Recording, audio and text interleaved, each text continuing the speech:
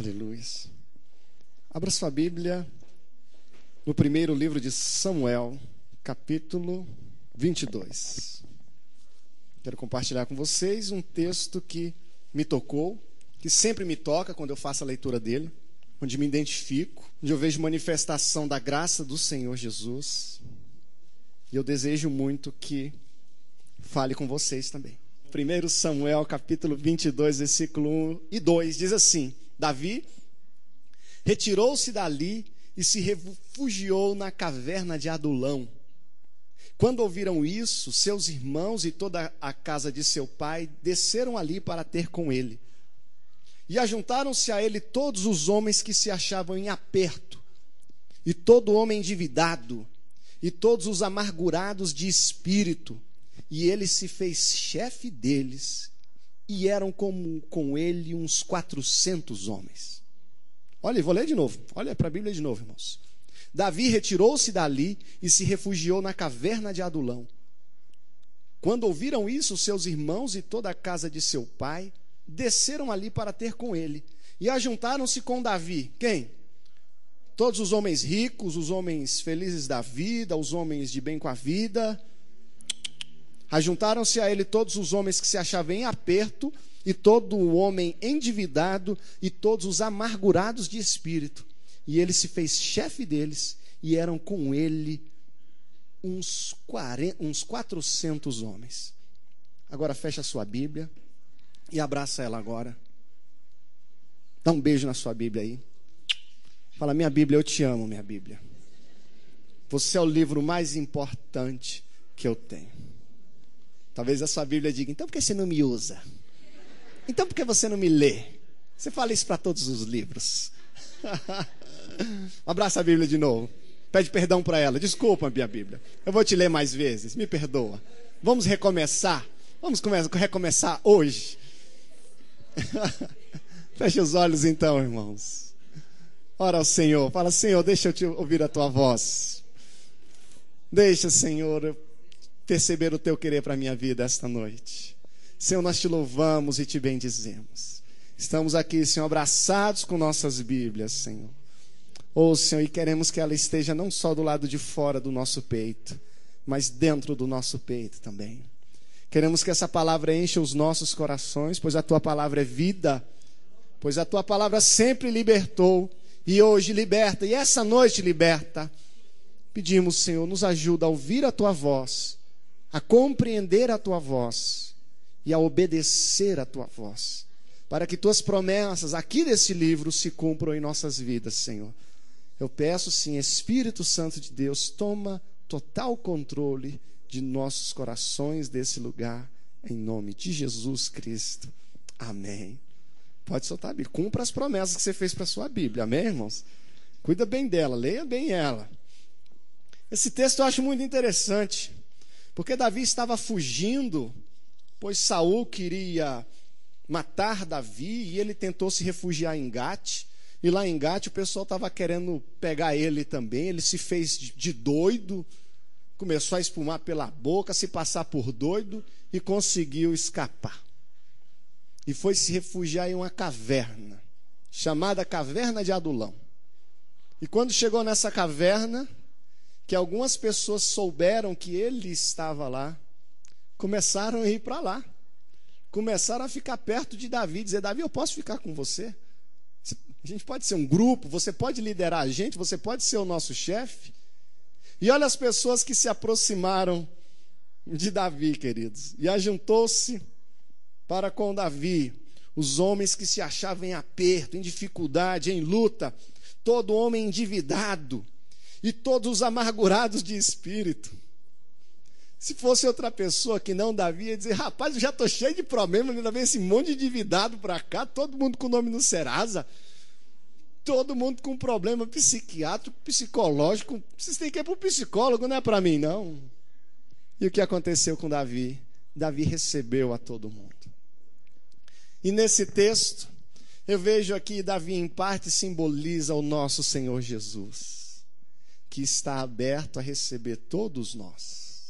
Nós nos aproximamos do Senhor, nós nos achegamos a Ele, E muitas vezes estamos assim, endividados até, com nome sujo.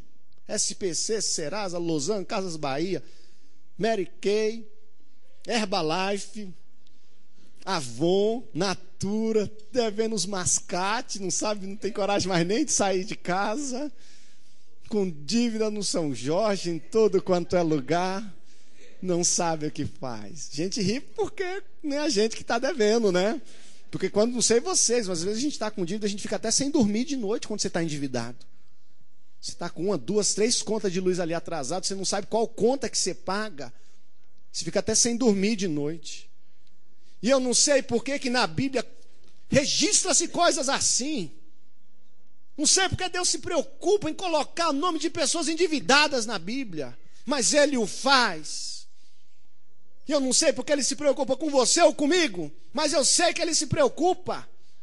Por isso eu estou aqui, por isso eu prego Jesus. Tenho orgulho de pregar Jesus. Tenho orgulho de falar disso. Acerca de Cristo Jesus. Interessante que aquelas pessoas se aproximaram de Davi, confiaram em Davi. Mas na verdade, Deus confiou aquelas pessoas a Davi. Deus confiou aquelas pessoas a Davi. E eu vou dizer a você, muitas vezes Deus confia pessoas a você. Deus permite que pessoas amarguradas se aproximem de você, pessoas cabisbaixas, pessoas em extrema dificuldade. Permite que essas pessoas cheguem perto de você, para que experimentem um pouco da sua sombra.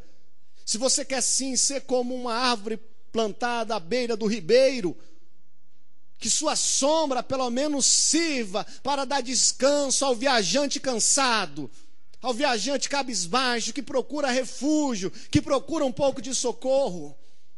Deus coloca pessoas na sua vida, para que você ministre na vida delas. E eu vejo que Davi discipulou aqueles homens. E aqueles homens se tornaram os principais guerreiros de Davi, os principais líderes de Davi. E quando você lê os capítulos que se seguem aqui, vocês vão ver que grande obra maravilhosa aconteceu na vida daqueles homens. Por isso eu levanto a minha voz essa noite para falar aos endividados que aqui estão, aos amargurados que aqui estão, aos cabisbaixos que aqui estão, que o Senhor faz, que o Senhor muda, que o Senhor transforma. E que o Senhor deseja transformar as nossas vidas, sim. Eles viveram um estágio de amargura e derrota, mas eles venceram aquele estágio. E talvez você viva esse momento da sua vida, mas Deus não quer que você morra nesse estágio. Com certeza Ele quer que você vença, com cabeça erguida, chegue do lado de lá do mar, vencendo tempestades, ou vencendo desertos, e seja assim o vitorioso. Tornaram-se os valentes de Davi. E Deus é capaz de fazer isso. Deus é poderoso para fazer isso, para mudar. Deus muda as pessoas. Deus muda as pessoas. Talvez você seja um coração de pedra. Deus é acostumado a trabalhar com pedras. Com pedras Ele faz muros, faz edificações, faz templo, e tira a água da rocha, inclusive, quando fere essa rocha. E você que é coração de pedra, deixa Deus te ferir, que vai sair uma água doce de você. E depois as pessoas não vão te conhecer. Como é que você era aquele cara tão mau e duro, aquela mulher tão rabugenta, e hoje tem tanta doçura vindo da sua vida? Porque Deus muda. Não duvide do que Deus pode fazer. Mas é interessante como pessoas assim se aproximaram de Davi, e Davi abraçou aquelas pessoas. E é tão bom receber um abraço. É tão bom ter alguém que nos abraça. É bom receber um abraço. E é triste quando você sente que não tem ninguém que se importe com você. Quando você sente que ninguém se preocupa com você, que ninguém notou a sua ausência. Mas Mateus 11, 28, Jesus diz assim: venham a mim, venha para mim. Vinde a mim vocês que estão cansados, sobrecarregados, oprimidos, e eu vos aliviarei. Se Davi permitiu que homens assim se aproximassem dele, Jesus não apenas permite que homens assim se aproximem dele, como ele faz questão de convidar para que essas pessoas venham para a presença dele. Jesus chama, venham a mim, venham. Eu sou essa pessoa a quem vocês devem procurar. E esse convite tão maravilhoso, com uma promessa tão maravilhosa de alívio, é uma promessa feita, é um convite feito pelo próprio Jesus. É o próprio Jesus que te chama. E quão maravilhoso é o dia na tua vida, quando você percebe que quem está te chamando não é o pastor Jair, mas quem está te chamando é o próprio Deus. Quão maravilhoso é o dia onde você percebe que não é uma religião, mas é o Senhor que está batendo a porta do teu coração, te chamando para uma nova vida. Quão maravilhoso é esse dia. É Jesus quem chama. E Ele não faz isso por engano. Ele não chama você enganado. Oi, bati na porta da pessoa errada, desculpa. Um dia eu estava no Beto Carreiro, eu, Alzeni, o Rodrigo, e a Deuseni e a Daiane. E aí a gente estava lá e Deuseni estava enrolando, vendo algumas coisas lá e tal. E eu peguei, vem Deuseni, vem logo. Peguei no braço dela, fui puxando assim. Aí quando eu olhei, não era a Deuseni, irmãos. A mulher olhou para mim assim, me desculpa. A minha irmã parece com você. Eu fui lá, peguei Deuseni, coloquei de frente. Tá vendo? Ela parece com você. Desculpa, foi engano. Peguei forte no braço dela e assim, foi puxando, sabe? Eu expliquei para ela que foi um engano. Mas se Deus puxar você pelo braço hoje, não é um engano, não. Se Deus falar o teu coração, não foi coincidência, não. Deus não errou. Ele te chama pelo nome, mas não é por coincidência, não. É porque Ele te ama. Ele conhece você e as suas peculiaridades. Ele sabe quem você é. E mesmo te conhecendo bem, conhecendo os seus pecados ocultos e os seus defeitos, mesmo assim Ele te chama e quer que você venha a Ele, você que está cansado e oprimido, para que receba o alívio que você tanto precisa. Jesus diz, venham a mim. Não há outro lugar para se ir, senão a Jesus Cristo. É o lugar para onde nós devemos ir. É o lugar onde nós devemos derramar as nossas lágrimas. É a pessoa a quem nós devemos orar. É a pessoa a quem nós devemos recorrer. É a Jesus Cristo. E há pessoas que falam um pouquinho do problema com um, fala do problema para a vizinha, fala do problema para o amigo, fala do problema para o desconhecido, mas não fala do problema para Jesus Cristo. Mas não leva até Jesus Cristo. Existem pessoas que chegam na Leidiane e começam a contar os problemas para ela. Quando deveriam estar falando para Jesus. Não é errado falar para a Leidiane, desde que também estejam falando para Jesus. Não há outro nome. Filipenses 2,9 diz que Deus deu a Jesus, o exaltou soberanamente e lhe deu o nome que é sobre todo nome. Por isso chamamos o nome de Jesus. Atos 4,12 diz que nenhum outro há salvação, nem debaixo do céu outro nome há dado entre os homens pelo qual somos salvos. Pelo nome de Jesus nós somos salvos. Vinde a mim, todos os que estáis cansados. Ele chama a todos, Ele não exclui ninguém. Todos nós que estamos aqui, todos nós que estamos aqui hoje. Ele chama a todos, as crianças, aos adolescentes, aos mais velhos, aos mais novos. O Senhor chama a todos, independente de como você se encontra hoje. E Ele diz o seguinte, João 6,37, o próprio Jesus: pois o que vem a mim, de maneira nenhuma o lançarei fora. O que vem a mim, de maneira alguma, de maneira nenhuma o lançarei fora. Muitas vezes nós damos as costas para Jesus, mas Ele não dá as costas para você. Deus não dá as costas para você. Nós que às vezes fazemos isso. Não importa o seu passado, nem os pecados que você já praticou. Talvez você cometeu homicídio. Talvez você foi uma pessoa muito mal e fez muitas... Não, pastor, Deus não vai me aceitar porque o meu passado é muito negro. Não importa, Ele chama você, porque Ele está muito interessado em pegar o seu passado e jogar no mar do esquecimento. Esse é o interesse dEle. Agora Jesus diz, venha. É necessário que você se levante. Digamos que eu diga para o Albert, venha. E o Albert permanece quieto. Albert, venha. Venha, Albert, venha. Venha, Albert. Venha. Aê, dá uma salva de palmas para o Albert, irmãos. Aí. Eu chamei o Albert veio. E eu fui em direção a ele também. E se você vier em direção ao Senhor, Ele vai em sua direção também. E vai ser com um sorriso no rosto. Não vai vir com a vara para te bater, não, irmãos. Porque o jugo é suave, o fardo é leve.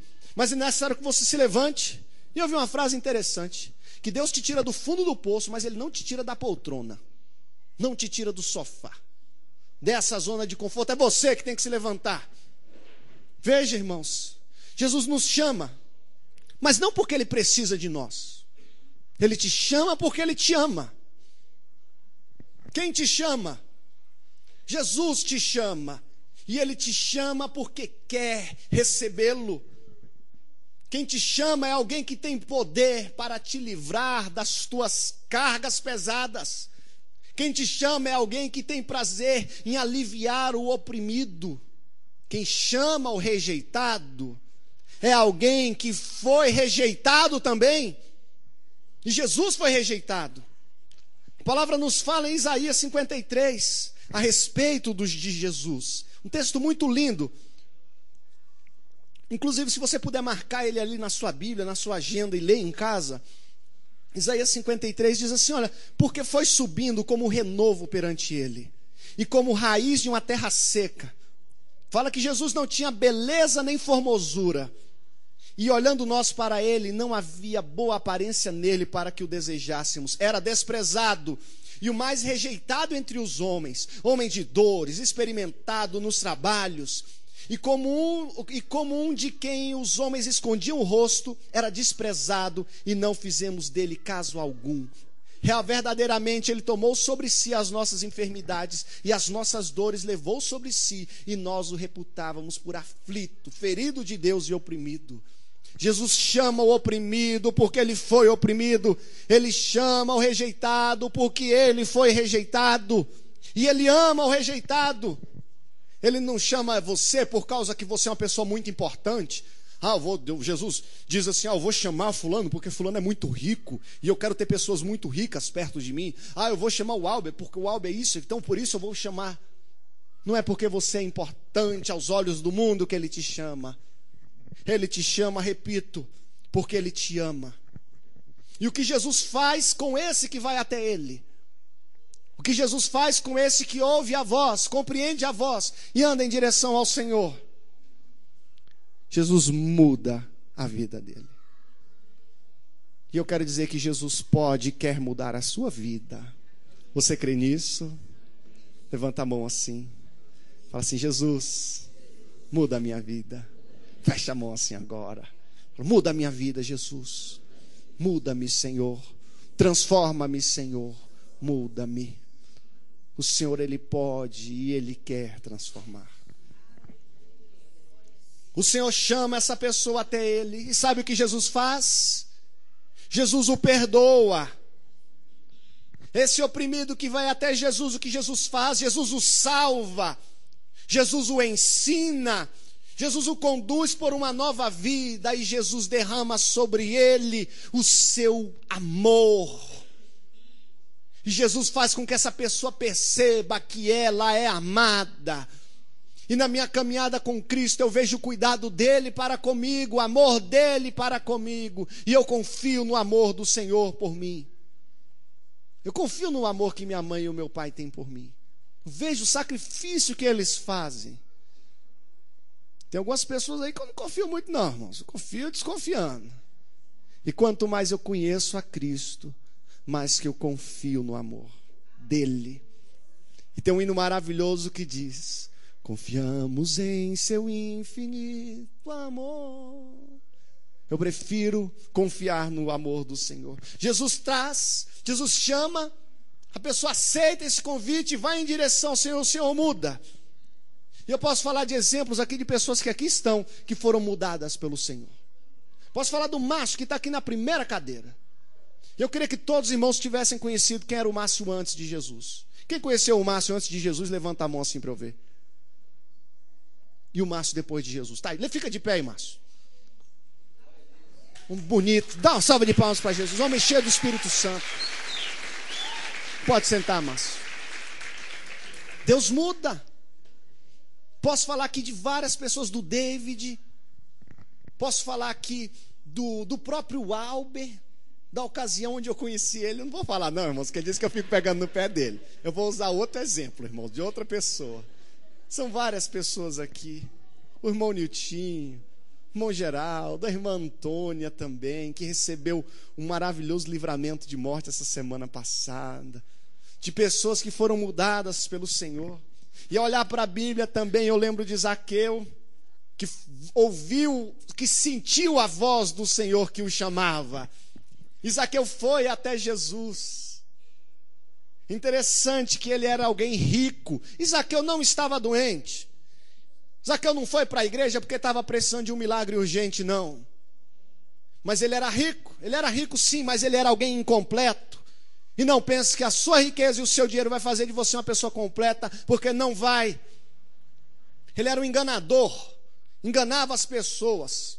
Como auditor fiscal da Receita Federal corrupto, que enganava os outros. Zaqueu enganava os outros, mas estava enganando a si próprio também.